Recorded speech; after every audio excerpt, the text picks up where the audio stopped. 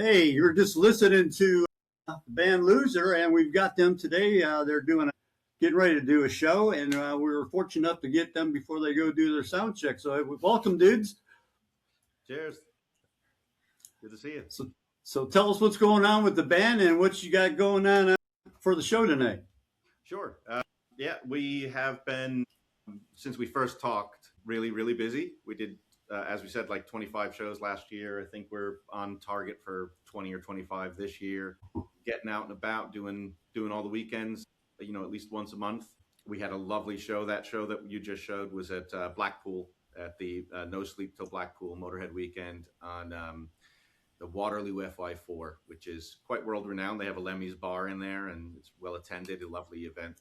Tonight we're playing at Trillions, again world renowned, one of the underground kind of shows that the type of venue that all the big names went through back in the 70s and the late 60s and the 70s. So it's lovely to play there. Great stage, great venue, good people. So we have load in about an hour or so, and then sound check a couple hours after that, after we get everything set up. Good fun. Cool. And how many acts are on the show tonight? We've got 3. We'll be opening as Bay of Pigs, so we'll change our clothes and we'll be Bay.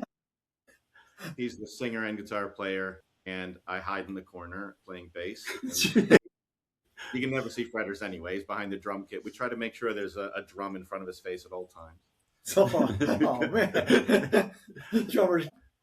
After Bay of Pigs will be a band from Carlisle that we absolutely love. They're progressive rock. They play some beautiful covers. We normally have people come up and say, I don't really like Rush too much, but that was the best Rush cover I've ever heard. Or, I absolutely love Led Zeppelin, and I've never heard it like that. So they're incredible. So TBK, very cool. They can be found online at TBK Muzak, MUZAK, ZAK. And then headlining tonight, which we think is the last show ever for the band, is a brand new band we were doing this year called Jar of Lies, which is okay. Like reaching into all the grunge hits kind of thing. So we're going to have some fun with that one, and probably the last show out. Nice. So Jar of Lies, who does that consist of? Who's in that band? So it's effectively the members of Ego Trip, which is an all original grunge rock band. And so we wanted to do something that was, the grunge covers we love. And it has been fun. It has been quite well attended and quite interesting, but we're just taking on more than we can chew, and we're going to drop that one. Sounds like you got a little bit going on. So for our audience that hasn't listened to the previous couple episodes we've had with you guys, could you introduce yourselves and what your roles are and a little bit about yourself? That's great. Thanks for asking. Let's start off. Of course. I'm Thorburn. I'm guitar and Loser, and I'm frontman and guitar for Bay of Pigs, original thrash band. I'm very cool. I do drums for Loser and drums for Bay of Pigs. Nice. He's a versatile drummer, Yeah. as you well know. He's a war drummer. Uh-huh. And Daz Avalate, and I'm the lead for Loser, so bass and vocals and grunts and growls and all that good fun stuff. And then basically bass on everything else I possibly can fill in for, depping and just trying to be on stage as often as possible because it's fun. Nice. There you go. There you go. So I know we've talked to you quite a few times, Daz, and with Loser and stuff, but not as, like, say, Bay of Pigs. So tell us a little bit about that ensemble and what the crowd's going to hear tonight. So we went to school together. When we were in history, we were learning about the Bay of Pigs. We were like, hey, what, if we ever start a band, we should call it Bay of Pigs. Sick. Yeah. So we were, 15, 16 when we first started jamming together. I played drums, and then he started playing drums, and I was delegated to guitar. So we started just doing covers and stuff like that. And over the past year, we've wrote an EP's worth of original music, and we're playing that with two covers tonight. Yeah. Okay. And we're currently in the studio, right? Yeah, we're recording an EP. So yeah, it's all good stuff. That should be out sort of later this year. It shouldn't be too long away, but it'll be all of our social media and everything like that. Hey, if you could do us a favor, and we're all about getting pre-release material out there. So if you could, before you release it, send us one so we can tease our audience with your stuff you got coming. Absolutely, yeah. Sounds very good. Yeah, no.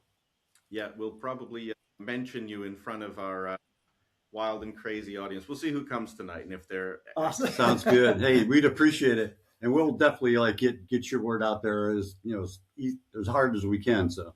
Yeah. Hey, we're all about, as you notice, we've changed our logo to an evolution of music because obviously us as musicians evolve. Music today is evolving in astronomical ways. But can you tell us as a band how you've evolved from beginning to where you're at now, and how do you think it's going to affect you in the future? Well, for me, I learned to play guitar, and There you go. That's a good start. I didn't really know how to do any sort of vocals until maybe 7 or 8 months ago.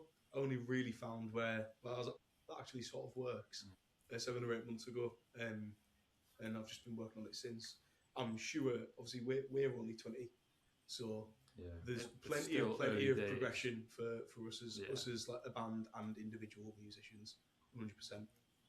and the interest is on the thrash side of things, right? Yeah. So, I mean, for original music, trying to lean in on the thrash genre. Yeah, absolutely. I mean, we've covered songs that were sort of rock and metal, but they weren't particularly thrash. But obviously, we're a thrash band, so actually leaning into the thrash side of things is something that we've been doing quite a lot of with the originals, and what we hope to do more of in the future.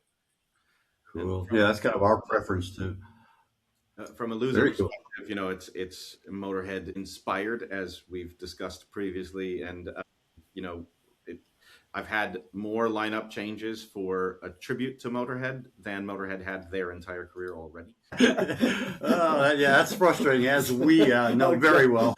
It happens, right? It happens, and you adapt and you move on. And we were talking about keep it positive, stay positive, and everyone has a particular reason to be doing a thing. Thorburn was saying yesterday, the beautiful part about what we are doing is it's entirely voluntary. No one is forced to do, to get in the van and join us and go somewhere. Right.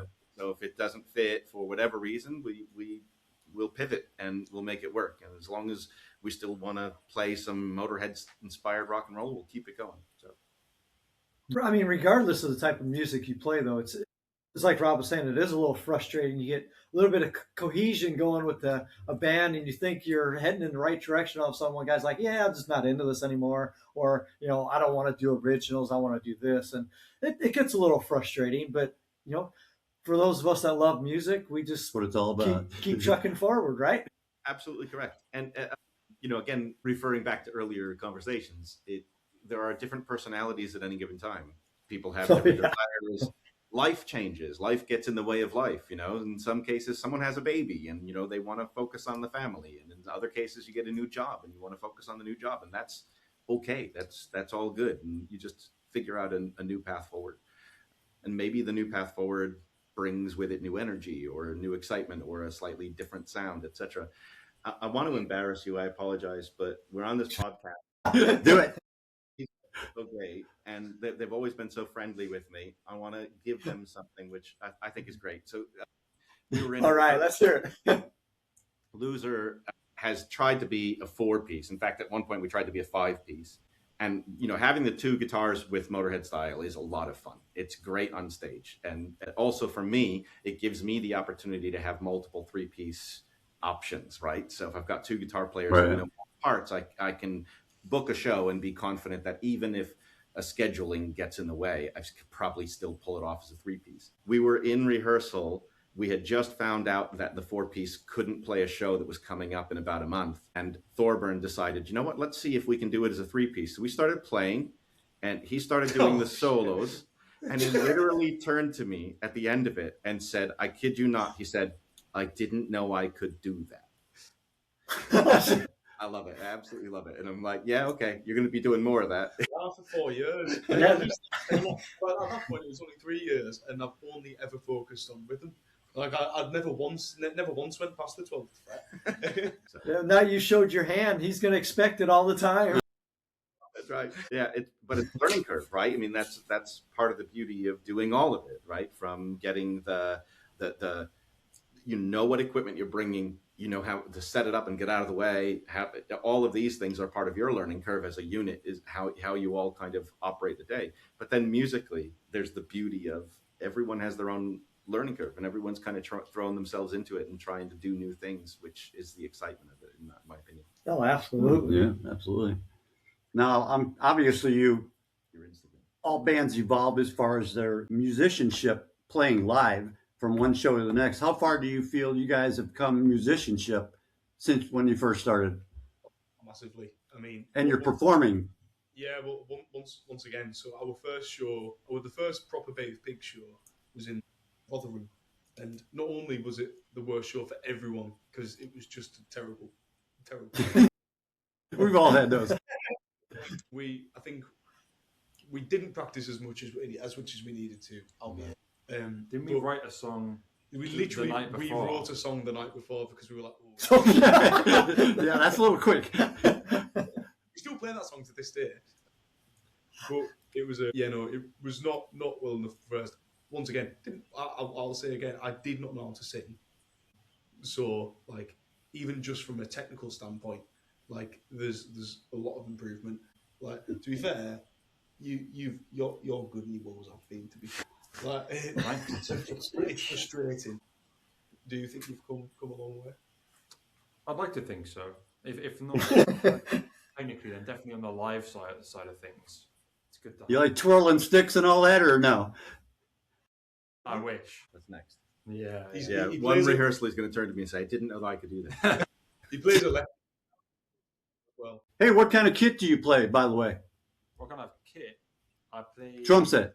I play NATO, which is a British brand. It's owned by Marshall. Oh, okay. Yeah, I'm not even familiar with that brand. Wow. And a Pearl drum rack. Yeah. Okay. A Ludwig snare. It's all mismatched. A little bit of each. Oh, okay. What kind of pedals do you use? I'm a drummer, so I got to hear this kind of stuff. Pearl eliminators. Okay, nice. Daz, I see you're holding the bass there. What do you got there? Yeah, last time you started to ask me about the basses on the wall. We don't have the basses on the wall today, and so No. I'll be playing tomorrow with Loser. Nice. Oh, nice. That's Love that. right. So as fake as it gets, absolutely fun to play. I had Very cool. body made from a Chinese factory that have the CNC so that they could carve the carvings on the body, and I had to make the wood, no routing. And then I went to a luthier in the UK who I think he's okay with me naming him. His name is John Sheeper. He's amazing. He's down near Manchester, Snakes Pass kind of area. And he took a Seymour Duncan Lemmy Signature pickup, beautiful bridge and matching gold hardware. He put gold frets and changed the inlays so that I have stars and spades. And Very cool.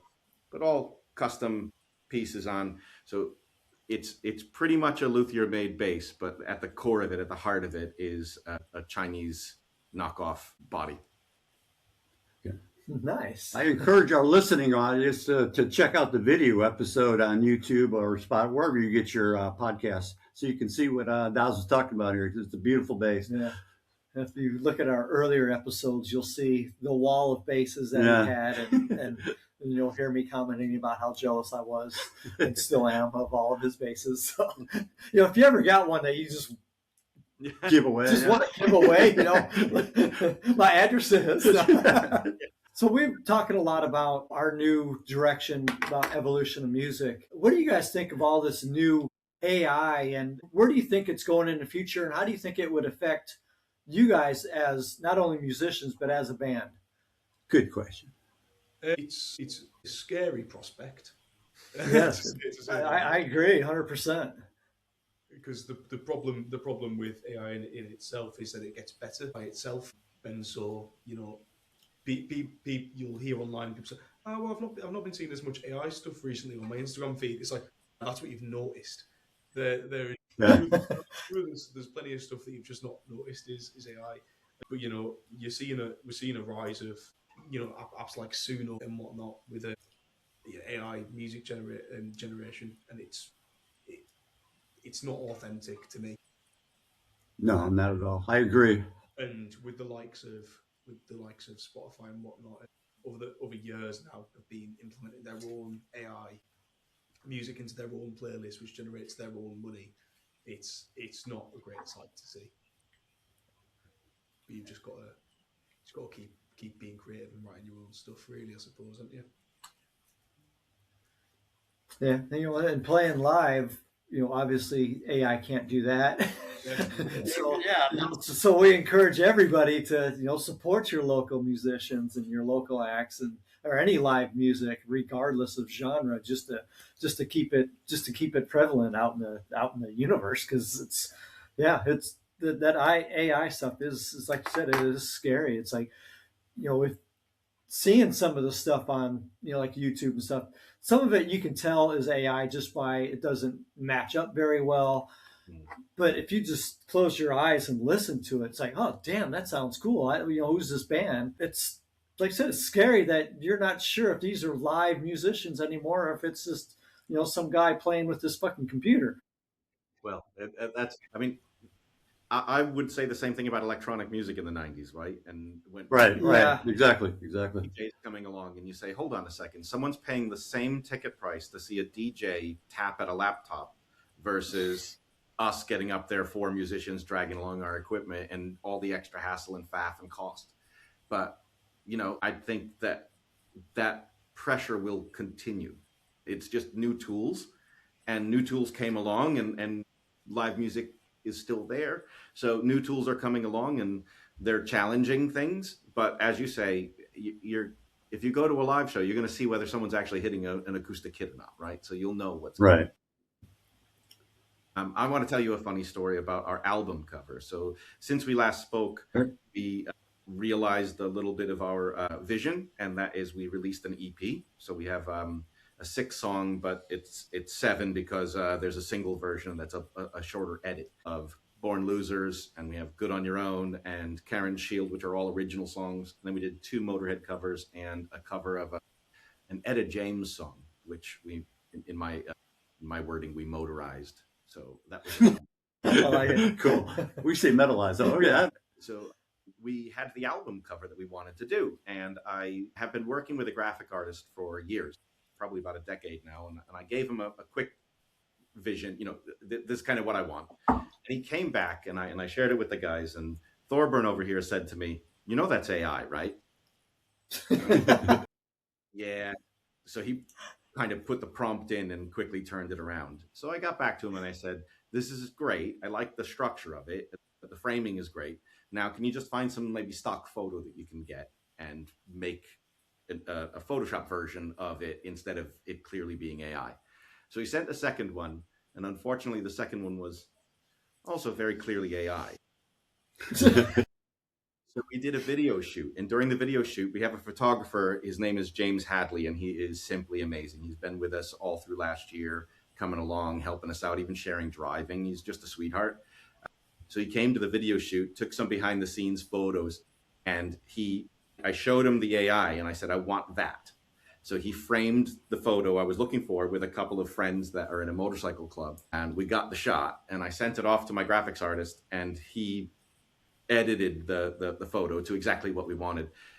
But the reason for the story is what Thorburn said to me, and he was exactly right. And he said, if your album cover is very clearly AI, then how are people not going to believe that the music inside is AI? And we spent literally, There you go. Yeah. We spent half a year Very good point. making that music, and I'm not gonna allow someone to dismiss it just from the cover and say, "Oh, that's not real." Good point. I like it. Hey, do you guys release your stuff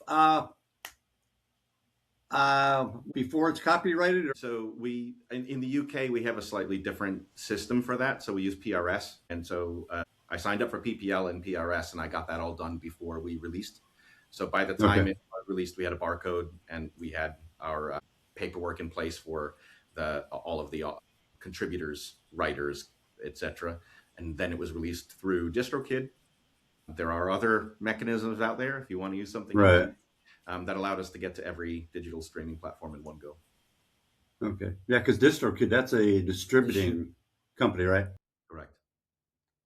All right. I was curious about that because I was researching that yesterday. Yeah, all the steps. And you were talking earlier about the guy that's the DJ that's just pressing a button and doing this, and I don't think most people understand all the steps musicians have to take just to get legitimate work out there, let alone the hundreds of thousands of hours of practice to even get good enough to do that. So it's we got to spread the word of the dedication that it takes for people like you and us and any musician that wants to get the stuff out there instead of like I said, press a button. And the reason I even brought that up because the pro organizations, the publishing publishing rights organizations like BMI and ASCAP and all that, for AI music they won't even accept it. Yeah. But we're still having to compete with them on the streaming services, and the astronomical number is up to 85,000 songs a day are presented on these streaming services through AI. Yeah, crazy, isn't it? And it's not really fair because they don't have to go through all the steps that we have to go through as actual physical musicians. Yeah. So if anyone out there is listening and you're doing a Spotify playlist or any kind of aggregator for real music, we didn't use AI making our music. There you go. Tell people about it. All right. Okay, so with that all being said in AI, there's one thing that AI can't do, and that is what we like to call shit. And Daz, you've done this with us a few times. So AI don't make mistakes, right? But us as real humans and real musicians, we have mishaps here and there. So other guys out there in the Bay of Pigs and Loser, tell us a couple of your moments where you've had an shit moment that since we talked to you last. That just something didn't go quite right. Too many to I was going say. to say, try to think of embarrassing is funny for them.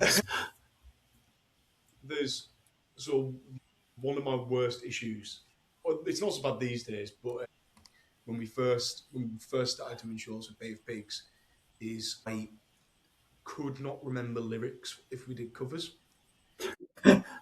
So we covered Song for the Dead, and I must be completely honest with you both. I still don't know if we ever do that song. The first verse is fine, but the second verse, I'm like, oh, I've done it again, and it's just. Like, all I'm saying, there is nothing else that I'm saying during that verse, and it's every single time we cover that song. Every Oh no!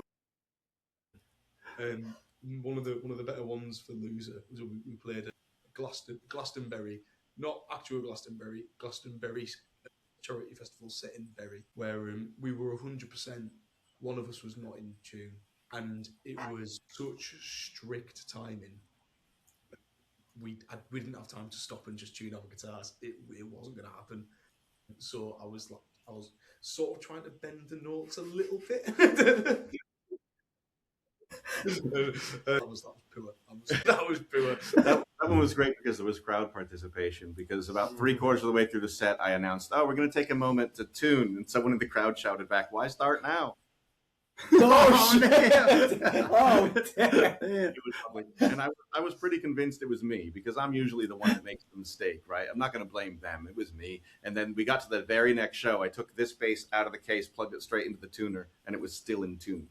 So it wasn't me. It was me. I think it was the hottest day of last year, so I think my guitar just wasn't keeping tune at all. Yeah, right. Okay. What about your double kick pedal? Oh, yeah, I had a mishap with our last show in Manchester. Literally got on stage, first song, maybe 10 seconds into the song, the spring on my double kick pedal disconnected, and I just had no kick whatsoever. I had to move my foot to the other pedal to get through the song. I was lucky. Damn. Yeah. Not my That fault. shows some coordination skills, though. That's cool. Yeah, and then after the fact, trying to stop us not to start the next song. Yeah, and wait, he's got his guys, kick wait. pedal on his lap, moving around. I was trying to figure out what was It wasn't a double bass song, I'm assuming. No. The first one? Luckily, yeah. That would have been ugly. Yeah. So there you go. These are real live moments. These things happen. Your equipment fails you, or you feel pressure because of timing, and someone just rifles into the next song, and you've got to go, and you realize, oh crap, I didn't tune right. So Yeah. gotta do what you gotta do. Do you have any tunes where you're changing your tuning, like drop D or anything like that, or are they all pretty standard D or whatever? This is a Floyd Rose, so this stage Oh, nice. is in D. But I don't think there's no Bay of Pigs songs that are in anything other than D standard. Yeah. I would like to experiment with some different tunings for different songs, but I'd rather, for the time being, just play the songs and just and then work on them as it comes. We used to do in Loser "Shake Your Blood" by Probot, which is in drop C sharp, which was another all shit moment. Every time we played that song, we never did it very well, but there was one time where I was one song ahead on the set list. I was looking at the floor and I was like, cool, time to change my guitar, no bother at all. Changed it, checked the tuning, and then we started playing what did we start? I think we started playing Go to Hell, and I was like, oh no. Oh, this is the wrong guitar. So I tuned it. And I was like, this is my drop D guitar. What do I do? That was a scary moment indeed. Always fun. Yes, it would be. Well, I hope you guys have a killer show tonight. Tell us a little bit about what you're going to come out with and how you're going to please the crowd. Yep. So Bay of Pigs is on first, and we're going to come out, and I think we'll start with the original song Gunslinger. So we'll cross our fingers that you'll hear that at the end. Yeah. Oh, Very awesome. cool. Yeah, looking forward to it for sure. Cheers. Yeah. Guys, we really appreciate your time, and it's been cool to see you again. Really has. Thank you. Likewise. Thank you very much. Thanks. Yeah, we thank you for taking the time out, because we know not only you busy schedule, but you're getting ready to just get out there and do it tonight. So kill the crowds and show AI what real humans can do. Exactly. And I encourage everybody to check out the video episodes, because I'm going to include a couple of videos from these guys as well as some of their music. So please do check out the video episode. And good luck, guys, tonight. And really appreciate your time. Looking forward to hearing that live caption you're going to send to us. Yeah. Fantastic. Catch us on the socials. Thank you We'll very see you much. online. Absolutely. We All right, appreciate you guys. Thank you. Anticipation. So earlier tonight we were on a podcast in the U.S. Fellas are called Rob and Dana Franklin, and it's the Franklin Garage to Stage podcast. So we need you to help us. We're going to take a little video to send to them. Say hi from Newcastle to the United States to Rob and Dana. Say hi, Rob and Dana. Rob and Dana. Rob and Dana. Rob and Dana. Rob and Dana. You did it. That's perfect. We're sending that to them. This song's called Gunslinger.